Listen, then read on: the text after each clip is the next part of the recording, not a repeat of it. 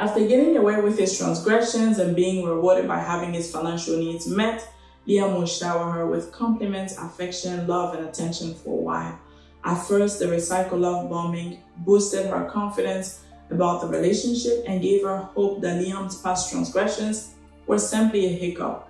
Unfortunately, this cycle was often repeated. Eventually, the dysfunctional pattern was clear, and she felt out of control, at the mercy of his whims. Like a roller coaster, Evie was often screaming with excitement and anxiety. At times, she was crying so loudly inside. Beside a few close friends, no one could hear her voice among the noises of the ride. Not even her family members could listen to her cry for help, as they were under the influence of Liam's charm. They often praised Liam and the relationship as they only heard the good side of things. Some of her warrior sisters expressed deep concern for her mental health and well-being as they witnessed a drastic change in her emotions and behaviors. She stopped sharing about Liam and the relationship and started isolating. 3 months later, she felt trapped. Her body couldn't tolerate the emotional and psychological turbulence of the ride. She often shared the toxicity and how it made her feel. So, following a recent pattern of withdrawal, she softly expressed her desire to meet and converse by saying, "It has been 4 days since I last heard from you. I sincerely hope you are well. I assure you that I will refrain from discussing the end of our relationship, but I can no longer continue in this manner. It is no longer working for me. My job is emotionally taxing, and my mental health is my most valuable asset." You can already see by 3 months, the toxicity is just so much that she is drowning in this thing and actually wanting to end the relationship. Liam responded. Suddenly, he came out of the cave or wherever he was at. He says, "I'm on my way. Where are you?" Evie replied, "I am with some friends downtown." Liam then requested, "Please text me your location. I am en route." After 45 minutes, Liam arrived and parked a short distance from the restaurant. She approached his vehicle, gently entered, and gazed at him with sorrowful eyes.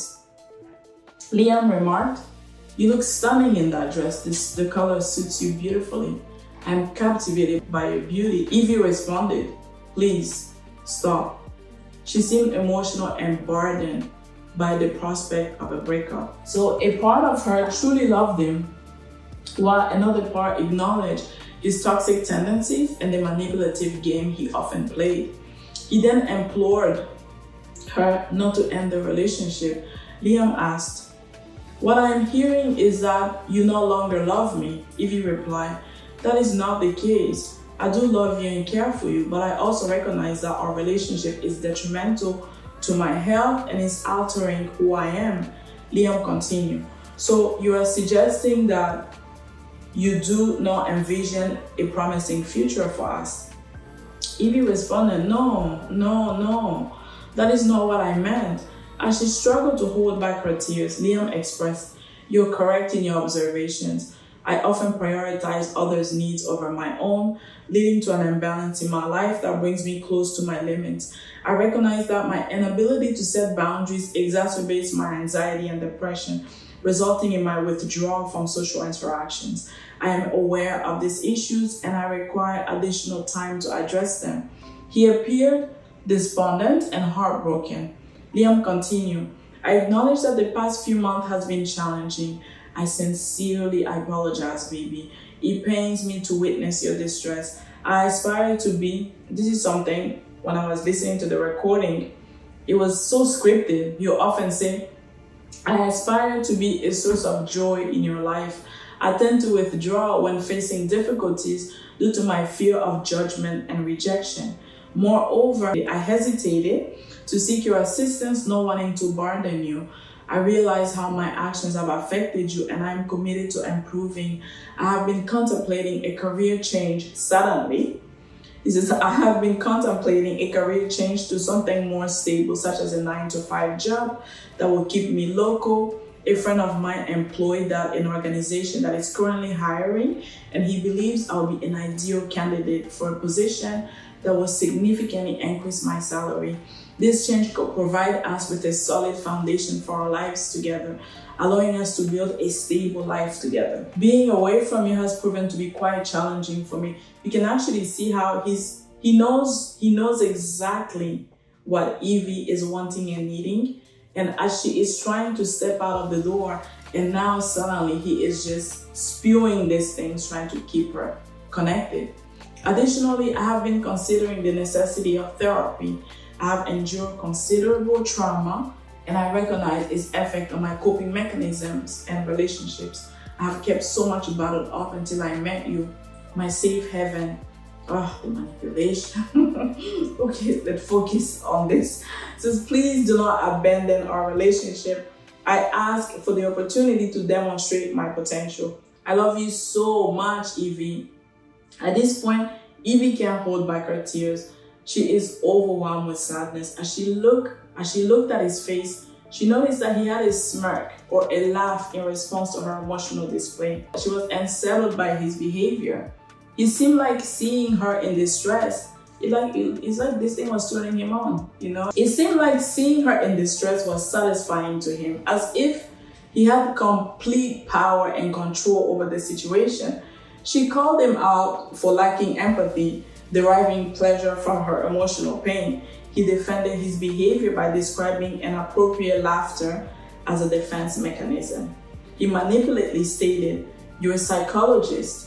You should know that people have different ways of coping with discomfort.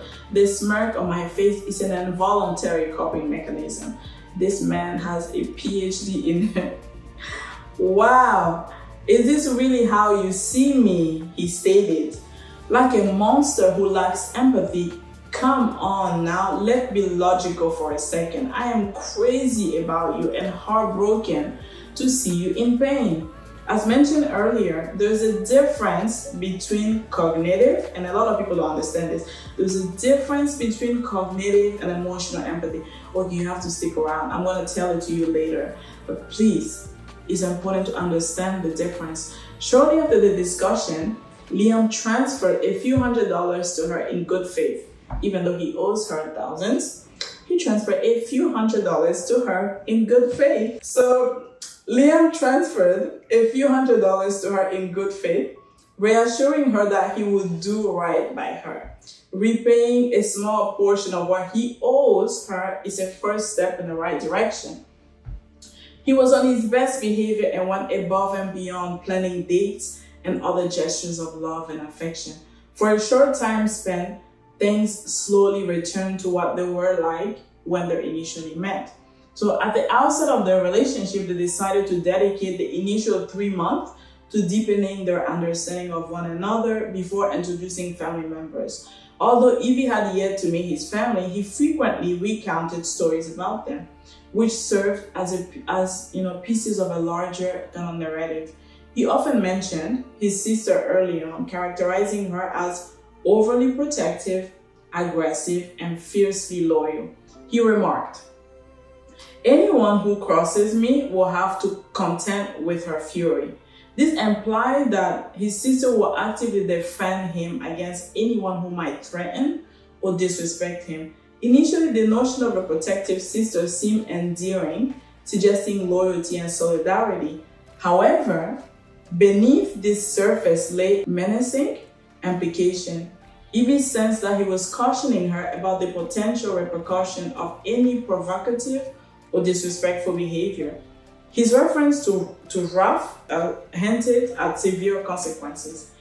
In hindsight, Evie reflected that Liam's remark also served as means for him to assert his authority and discourage any challenges to his dominance. Liam stated, "My sister is like a lion. She is unafraid to roar and attack." He further noted that his sister could be disrespectful and often dominated in her relationships. Liam expressed, "As much as I cherish my sister, I could never be with someone like her. The moment I detect any traits resembling hers in a potential partner, I will end the relationship. I desire a woman who allows her husband to take the lead and trust his judgment, especially if he is a good person with honorable intentions." If my partner were to raise her voice at me or challenge me, I will have to move on. After a lengthy pause for Evie's response, he continued, family is family, and they stand by each other. You are now my family, and I will always protect you.